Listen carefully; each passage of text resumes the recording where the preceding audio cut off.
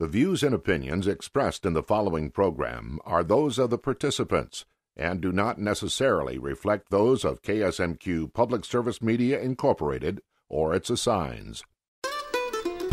Farming in the desert, you might say it's impossible, but on today's Farm Connections, we're going to show you how it's done. I'm joined by several class members of Minnesota Ag and Rural Leadership Class 6 that traveled to Morocco to learn how agriculture is practiced in some of the world's most demanding conditions. Then we'll extend our cross-cultural connections by visiting with a coordinator of an exchange program that brings ag students from around the world here to Minnesota. And we'll meet our next FFA Student Leader of the Week, all next on Farm Connections.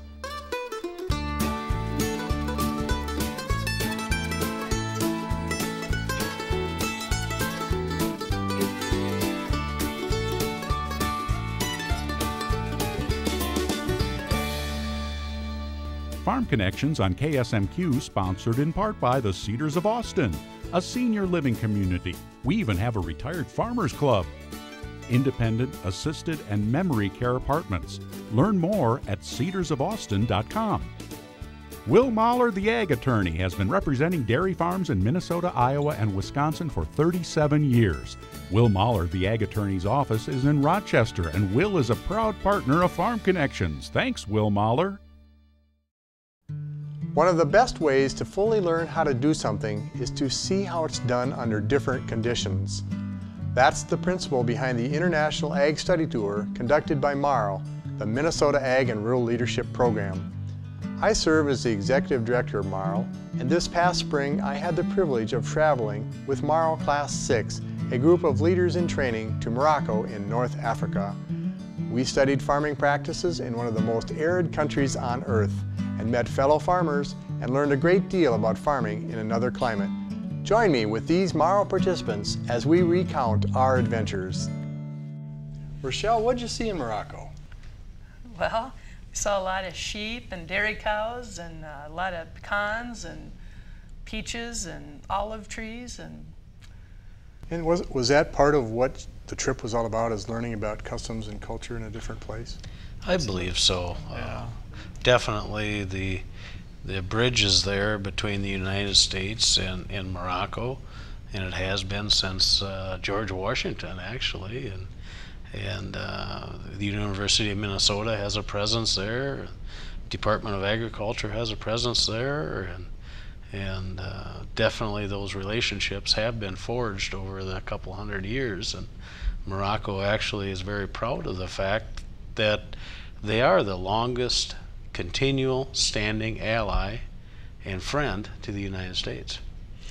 We heard, I think almost daily, some Moroccan would tell us that they are and were the first to recognize our independence as the United States. And I guess I didn't even know that when I went there, but we kept hearing it enough that we believed it. So. It also taught us about intercultural diversity and how to deal with a different ethnic group, and we had, prior to our trip, we had some classroom time on how to deal with different situations when you don't speak the same language and stuff like that there, and it gave us kind of a heads up going in there and how to react and deal with people out of different language and different customs, and not doing things the way we think they should be done. And you know, they have their way and we have our way, but it was kind of neat to see the different customs over there and how they do things. So, did you see any agriculture? Yeah, we actually had the opportunity to tour a 10,000 head feedlot, and under Muslim tradition, they slaughter or harvest all bulls at 15 months of age. So, and that I didn't know before I went there. And we also had the opportunity to go to a 200 cow dairy, which I was glad to see because I'm a dairyman myself, and I was surprised on the facilities are maybe a little outdated, what I'd consider, and but the cows looked really, really good, I thought. So, and his milk production was about 50 pounds a day, and on the feedlot side of it, they fed their bulls byproducts of oranges and citrus pulp and corn silage, that this co-op actually owned orange groves also. So, but one of the things that seemed neat was they were actually using United States produced corn and soybeans. How did that come to be? Through the United States Grains Council and working with the Department of Agriculture and other commodity groups. You use a lot of distillers grains from the ethanol industry, and then also corn and soybeans are imported into the country. And I gotta believe that's a little bit tied to Morocco is a #1 exporter of the phosphates. So this country needs its phosphates, and so the ships are probably loaded going both ways. Well, Morocco's on the north part of Africa. And of course, to the north of that is across the Rock of Gibraltar, or the Gibraltar Strait, is Spain. And they're influenced a lot by Europe because of the proximity. But they're also influenced by the Sahara Desert, which is actually larger in geographical size than the entire continental United States of America. Did you see any evidence of arid climates and how they raised food in that fairly severe and very dry environment? Absolutely. The fruits and vegetables were water conservation was the key, and you know, we witnessed a lot of plastic. And plastic mulch, plastic greenhouses, Jim, what? Both. The plastic covered, some was to keep the birds and that out, and hail also, but some was, the majority of it was bedding to conserve moisture. So how do you make the desert bloom and raise a crop?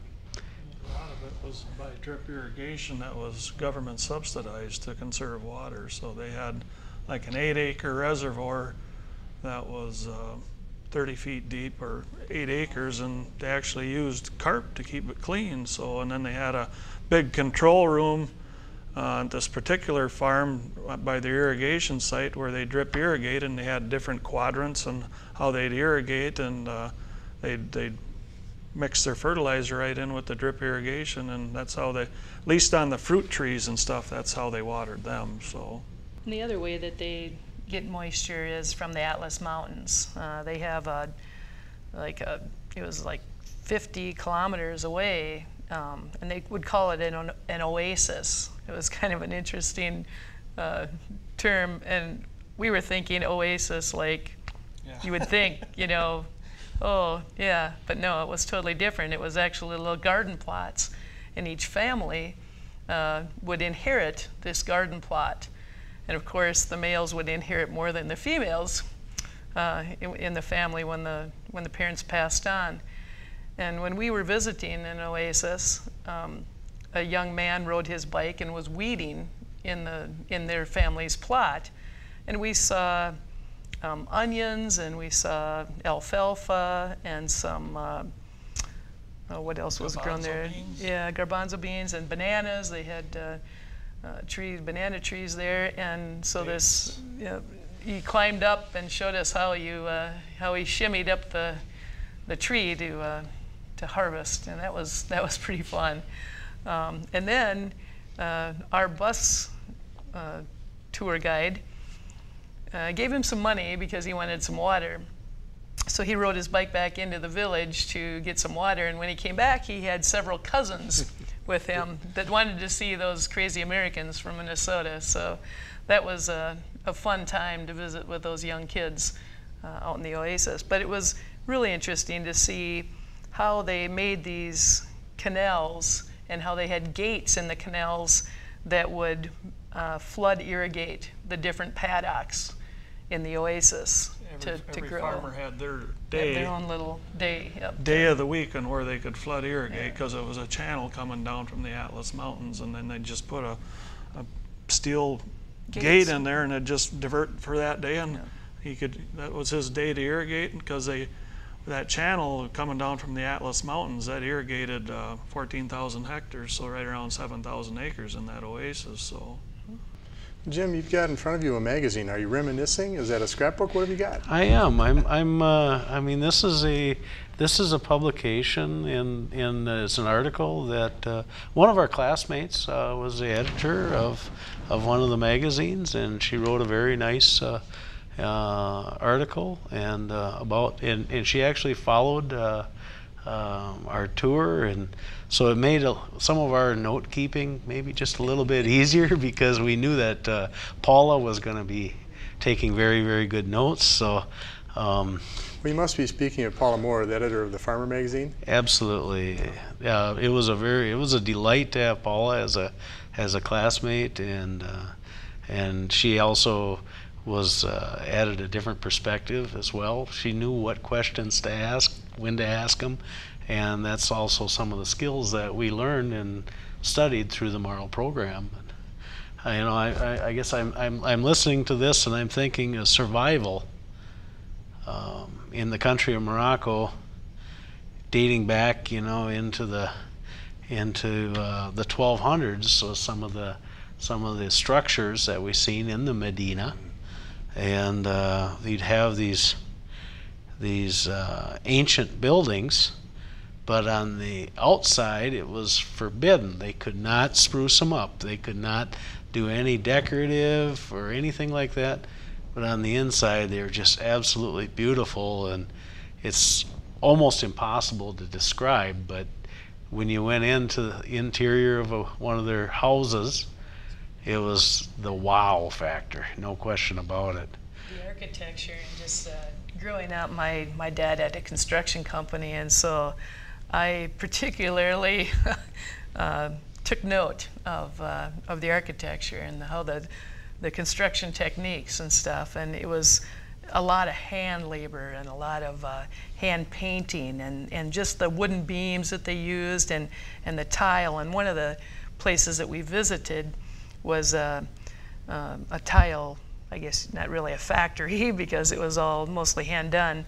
And it was mosaic tile, and they made gorgeous tiles and pillars and tabletops, and they fired them in this wooden kiln, or in a brick kiln, I'm sorry. And I asked what they burned, and they burned olive pits. And that was interesting because a couple days later we got to go and tour where they process the olives and see. So they don't waste anything. It's very much like we process, the corn for ethanol and use the DDGs. They do the same with the olives. They use the olives, and the olives are out of this world, the fresh olives that we had in Morocco. And they just use absolutely every part of the olive. They have a little competition going also with the olives, and as olive oil is very, very good, and the United States as a whole probably doesn't use as much as we should compared to other parts of the world, but the Moroccans are very competitive with their, but yet with California, as evidenced by the grafting of trees and the relationships that they shared with the colleges, and how to produce. One of the farms we visited, they had a blight, and it killed all the trees. Well, they got some seed stock, root stock, and they actually did grafting, and they developed an entirely different strain of tree, but it would survive in the Moroccan climate. You're referring to pear trees, yes. Right? One of the other things that I thought was unique, I don't know about you guys, but I've never developed a fondness for dates in my 50-plus years of life. But in Morocco, I ate dates, and they were delicious. And so I asked them why we can't get Moroccan dates in the United States. And we were told that Moroccans have a love affair with them, and they are very selfish and eat them all. So they don't share them. Jim, and then I'll ask Rick and also Rochelle.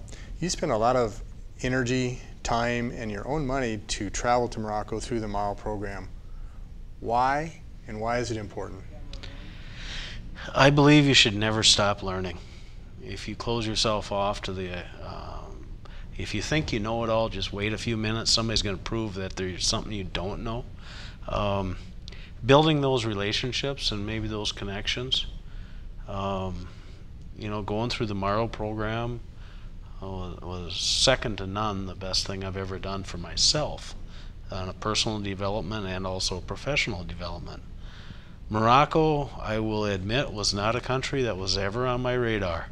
Other than the movie Casablanca, I mean, it just, and maybe World War II and General Patton. Other than that, I honestly did not see it as a place that I would travel. After going there, I've learned to appreciate the Muslim culture from an inside view. Outside view, we hear a lot of bad things on the news, and there are some bad players out there. But we can't judge a book by its cover. We have to truly give them a chance, get to know them, and there are some relationships that I hope over the years, many, many years to come, will be developed because of that. Thanks, Jim. Rick? Oh, this is just like wrap-up. You took everything I wanted to say.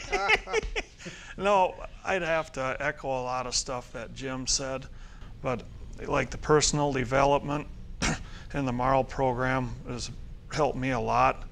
I think it's helped me get on some boards that I probably never thought I'd be able to get on, and the trip to Morocco just gave me a better appreciation for what I have at home here.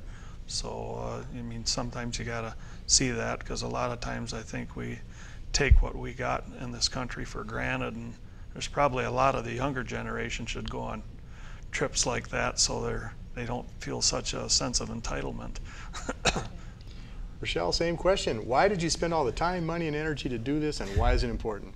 Well, I've always been an adventurer, I guess, and as a former school teacher and a farmer, we raise, you know, crops and livestock on our farm. And so participating in the MARL program for me was just another step in the whole leadership and community service process. And I really have appreciated the whole 2-year cohort, and especially the trip to Morocco. You know, if you can't invest in yourself, you probably shouldn't invest in anything else. So as far as the time and fortune, we were fortunate enough in the MARL program that we have wonderful corporate sponsors and private donors too to help fund the project, you know, the whole program. But no, I think it's good to invest in yourself. And my husband, we kind of joked at the beginning of the program, and he said, well, you know, I get to do MARL and he gets the new fish house, but you know what, he didn't buy that new fish house. I think we're saving to go back to Morocco. Wow. So, Wonderful. yeah. Well, you've been great guests, and certainly I want to thank you for being here, but also investing in yourself and also doing something nice to represent the United States. We need all the help we can get, and you certainly are good representatives of our country. Thank you, Rochelle. Yep, thanks. Thank you, Dan. Rick. Jim, thank you Dan. very much. Now let's take a different perspective on cross-culture farm connections, one that brings students from other countries here to study our agriculture practices. David Pratt is the coordinator of MAST International, an exchange program at the University of Minnesota, which seeks to improve global understanding by sharing knowledge and culture. I caught up with him at one of the many beautiful gardens at the University of Minnesota's St. Paul campus. MAST is a neat acronym, but what does it mean? It stands for Minnesota Agricultural Student Trainee. Okay, where do they come from? Wisconsin like you, or rural Minnesota? Sure. No, we have international students, so every year we have approximately 250 students that come from all over the world, and we have many students coming from Central and South America, many from Eastern and Western Europe, a few from Africa and Asia, and a few also from Australia and New Zealand. And they have a wonderful agricultural experience here, mostly in the Midwest, a lot in Minnesota. You mentioned that they don't only go out to host farms in Minnesota, they might go out into the other states? Correct. Even though it's Minnesota Agricultural Student Trainee program, we have placements where maybe we can't offer it exactly here. Some very large beef ranches out in Montana. We have some interesting western riding placements down in Oklahoma and Texas. Some vegetable farms out on the East Coast. So yeah, we do make placements throughout the U.S. We try to place them in clusters so they have some built-in friends on the program. When they're placed, do they actually live at the farm with the farm family? So some do, for sure. I would say a third of our students do. They live with the family, especially those and with working with livestock or with crops. Mostly livestock, where they're there right with the family. But some also, you know, the host takes care of the housing, but they live nearby. The mass students get placed on farms. What does the host family gain from this experience? Well, I think many things. I think they have someone who's really truly interested in learning about what they're doing on the farm. And obviously they work and they work hard, but it's really a training component that's involved here. So they're going to not only show them and have them work on the farm per se, but they're going to take them to the meetings in the evening. They're going to be part of the family, part of the community. And I think it really, for a family especially, and you bring in an international person into their home and into their business, it really just gives them a different sense of the world and how things are done. And I think the information goes both ways. We've had some farms switch a little bit of how they do things. We've had a couple Danes come on the farm that were specialists in the swine industry, and I've seen some changes on the farms over the years as to maybe how they've done it because they've taken some information from the students. So it absolutely goes both ways. Well, the MASS program has been around for a while. Can you tell us about that? Yeah, it has. It's I think it's 63 years old. We're the oldest agricultural exchange program in the country. It started right after World War II, where there was an exchange of 4 students from Sweden and 4 University of Minnesota students going to Sweden. And so it was a good time in the history of the world, I guess, to have an exchange. And slowly and surely, it's expanded over the years, and we've had over 6,500 students come on our program over those 60-some years. How many countries are represented? We've had over 60 throughout the years, but each year generally we get 25 to 30 countries that are represented on our program. Just name a few of those countries again, if you would, David. Sure. From South America, we get many students from Brazil, Uruguay, a few from Argentina. We have a wonderful agricultural university we work with in Honduras, and so we get many students there. In Western Europe, we get many German students. We have a new program coming with students from Spain. We get a lot of students from France, Sweden, Finland.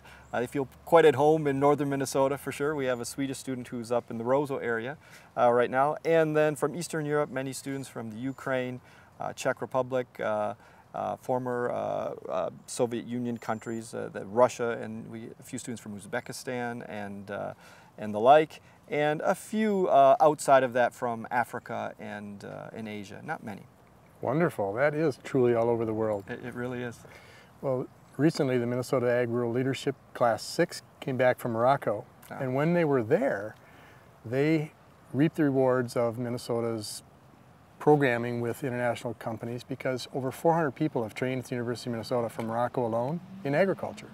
So when the Class 6 went there, they were welcomed with open arms. And they loved to play host to the people that did such a nice job of training them when they came here. And many of those people are now leaders of their educational systems. Is that part of your goal? It absolutely is, and I think it's what makes it so special. I mean, you have these connections a lot of time in someone's formative years, and I think they can take this and they can go and take over the family farm, or they can get into very high positions in agriculture. And I just think it makes the world a little bit smaller, and it really promotes peace in many ways.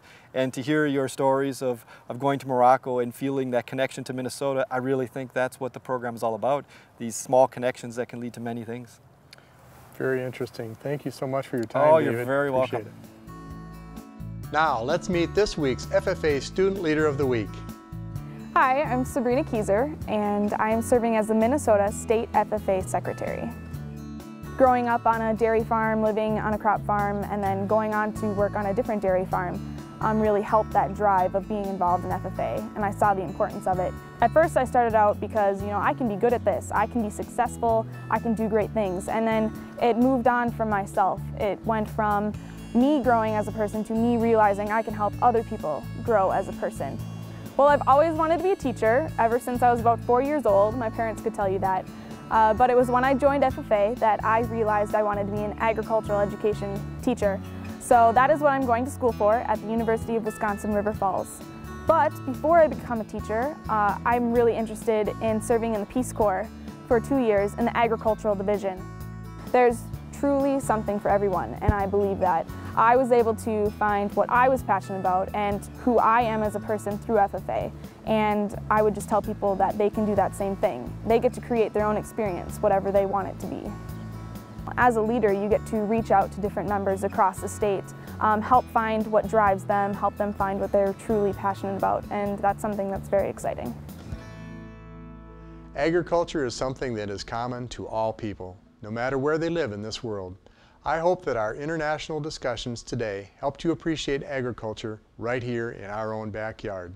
See you next time on Farm Connections. Farm Connections on KSMQ, sponsored in part by the Cedars of Austin, a senior living community. We even have a retired farmers club. Independent, assisted, and memory care apartments. Learn more at cedarsofaustin.com. Will Mahler, the ag attorney, has been representing dairy farms in Minnesota, Iowa, and Wisconsin for 37 years. Will Mahler, the ag attorney's office is in Rochester, and Will is a proud partner of Farm Connections. Thanks, Will Mahler.